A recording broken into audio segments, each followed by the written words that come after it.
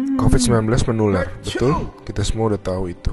Parahnya karena masa inkubasinya bisa sampai 14 hari, orang bisa positif corona tanpa demam dan batuk. Gak kelihatan. Kalaupun dia nanti batuk dan demam, bisa jadi itu bukan corona, bisa jadi flu biasa. Jadi bingung kan?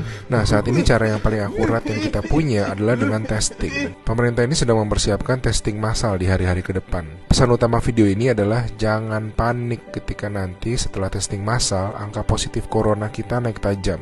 Kenapa? Ibaratnya selama ini lampu yang nyala itu cuma lampu kecil aja, sehingga kasus yang kelihatan ya sedikit. Tapi begitu lampu-lampu lain dinyalain, baru semuanya kelihatan. Jadi kalau nanti dalam sehari angkanya naik tinggi, artinya bukan dalam sehari tiba-tiba terinfeksi menyebar. Oh my god, penyebarannya cepat sekali, dalam sehari naik sekian.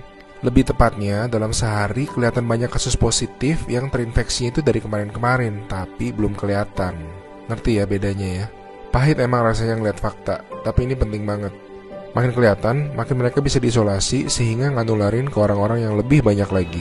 Korea Selatan tuh ngelawan COVID dengan cara ini. Mereka ngetes 300.000 orang dalam 7 minggu, sehingga mereka nemuin 8.000 orang yang langsung diisolasi, sehingga tidak menginfeksi khalayak yang lebih luas lagi. Kurva mereka langsung gepeng. Alasan lain untuk tidak serta-merta panik, COVID-19 itu penyakit dengan berbagai tingkatan menurut WHO. Secara statistik, sebagian besar kasus-kasus yang akan positif nanti akan masuk ke dalam kategori sedang. Dan secara statistik, kebanyakan bisa sembuh. Tetap berbahaya, tetap harus sangat waspada, tapi lengkapnya baca-baca jurnal resmi WHO ya.